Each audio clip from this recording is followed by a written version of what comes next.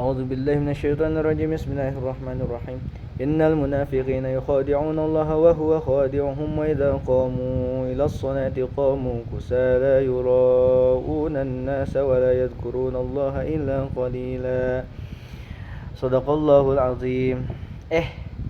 Ternyata udah di video. Halo. Oke. Seperti yang tadi saya sudah bacakan, marhaban ya Ramadan. Teman-teman, tadi ayat yang saya bacakan yaitu ayat tentang riya. Apa itu riya? Riya adalah suatu perbuatan yang tidak diperbolehkan oleh Islam, yakni ibadah atau perlakuan ibadah, suatu ibadah yang tidak mengharapkan, tidak ridho lillahi ta'ala, tetapi seseorang itu beribadah karena ingin dilihat oleh manusia. No. Tadi saya menjelaskan ayat tentang riya, bukan berarti saya mengaji dari awal itu ingin menunjukkan bahwa saya itu tukang ngaji, enggak. Ya, ini sebagai pembelajaran awal-awal aja gitu guys. Oke, ini adalah salah satu daripada kurikulum PAI gitu. Enggak deng, jangan sombong, karena Allah tidak suka dengan orang yang sombong. Dikatakan dalam Quran surat An-Nahl ayat berapa lupa lagi. Belum di murojaah guys, lupa lagi. Bismillahirrahmanirrahim. Langsung saja. Assalamualaikum warahmatullahi wabarakatuh. Bukan dong. Oke, bismillahirrahmanirrahim. Pada video kali ini, bentar. Mukadimah dulu. Bismillahirrahmanirrahim. Alhamdulillahirabbil alamin wa bihi nasta'inu ala umuri dunya waddin wa ala alihi washabihi ajmain. Rabbi ishrah li sadri wa yassir li amri wahlul 'uqdatam min lisani yafqahu qawli, amma ba'du. Pada video kali ini, belum dong. Tentunya yang pertama saya perkenalkan nama saya Abdul Aziz Teja, mahasiswa STI Al-Falah, prodi PAI 6B. Di sini saya akan mempresentasikan video tentang landasan pengembangan kurikulum yang bermata kuliahan, yaitu pengembangan dan telaah kurikulum PAI. Tentunya kepada yang terhormat Bapak Tajuddin Zuhri yang sudah memberikan kesempatan kepada saya untuk bisa menjelaskan dan insyaallah menerangkan sedikitnya materi yang sudah Bapak percayakan kepada saya, Pak. Ini izin bikin video, izin. Oke, pada video kali ini saya akan membahas tentang landasan pengembangan kurikulum, khususnya dalam konteks pendidikan agama Islam atau bisa disebut PAI, teman-teman.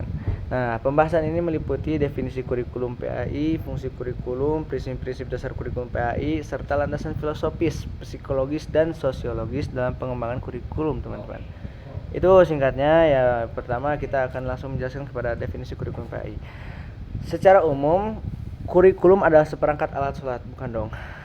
Secara umum, kurikulum adalah seperangkat rencana dalam pengaturan mengenai tujuan, isi bahan pelajaran, serta cara yang digunakan sebagai pedoman dalam penyelenggaraan kegiatan pembelajaran untuk mencapai tujuan pendidikan tersebut, teman-teman. Nah, dalam konteks pendidikan agama Islam ini, kurikulum PAI merupakan rencana pembelajaran yang disusun secara sistematis untuk membimbing peserta didik agar tidak hanya memahami, tetapi mereka bisa menghayati dan mengamalkan ajaran-ajaran Islam dalam kehidupan sehari-hari. Contohnya apa? Ya, seperti saya, marhaban ya Ramadan. Di bulan Ramadan itu habis subuh kita seharusnya tadarus Al-Quran. Nah, itu adalah suatu anjuran yang dimana itu terdapat dalam ulumul Quran gitu guys. Kalian kalau misalnya belajar di pondok pesantren Al-Quran Al-Falah itu diajarkan guys, fadilah membaca Al-Quran itu. Jadi ayo mondok di pondok pesantren Al-Quran Al-Falah. Enggak dong, bukan promosi. Oke, dengan kata lain, kurikulum PAI tidak hanya berorientasi pada pengetahuan, tetapi juga pada pembentukan sikap dan perilaku Islami, teman-teman. Oke, setelah kita mengetahui definisi daripada kurikulum PAI, sekarang kita akan menjelaskan apa sih fungsinya ketika saya udah tahu nih kurikulum untuk agar bisa pembelajaran itu jalan, agar pembelajaran itu tersusun karena adanya kurikulum. Nah, di sini fungsinya gitu guys. Kurikulum PAI memiliki beberapa fungsi, teman-teman, dalam proses pendidikan, antara lain yang pertama ada fungsi pedoman, teman-teman. Apa itu fungsi pedoman?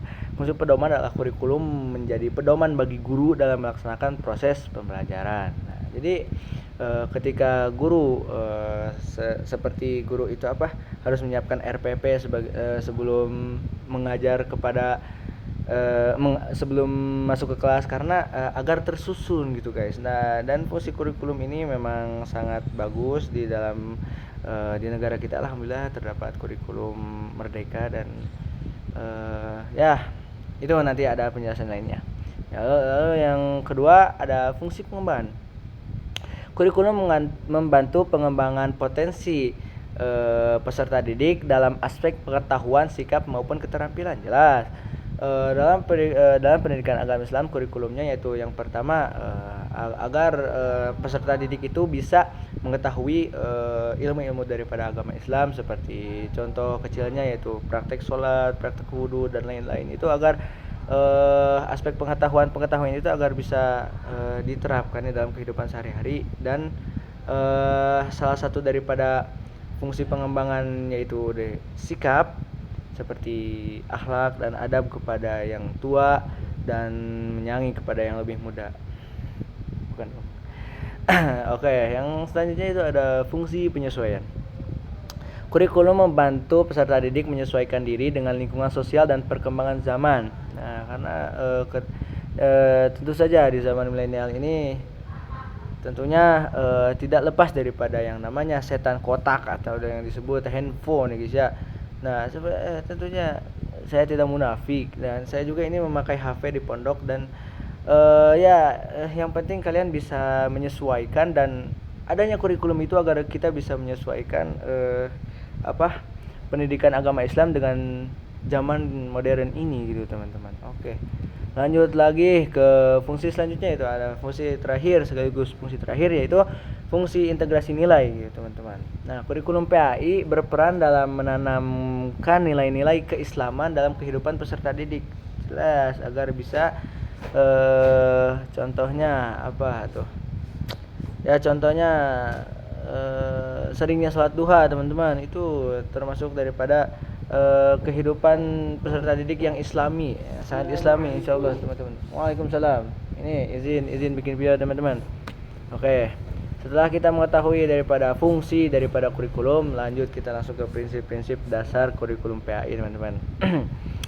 Nah, dalam pengembangan kurikulum PAI terdapat beberapa prinsip dasar yang harus diperhatikan, yaitu yang pertama ada prinsip relevansi, prinsip fleksibilitas, dan prinsip kontinuitas. Prinsip relevansi yaitu kurikulum harus sesuai dengan kebutuhan peserta didik dan perkembangan masyarakat. Ya, betul. Selanjutnya ada prinsip fleksibilitas. Kurikulum harus bersifat luas sehingga dapat menyesuaikan dengan kondisi sekolah dan peserta didik. Ya, kan seperti ada SMA itu pendidikannya hanya ada pelajaran pendidikan agama Islam doang, PAI.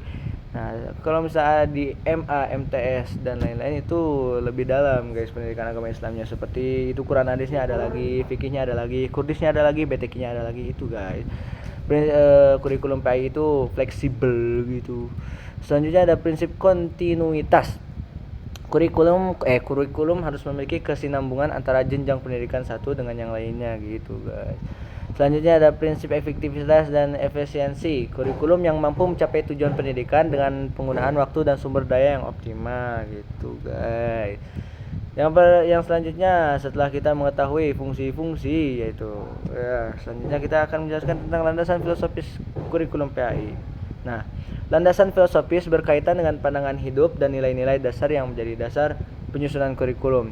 Nah, dalam pendidikan Islam, landasan filosofis kurikulum berangkat dari nilai-nilai Al-Qur'an dan hadis. Tujuannya adalah membentuk manusia yang beriman, bertakwa, berakhlak mulia dan mampu menjalankan tugasnya sebagai khalifah di bumi.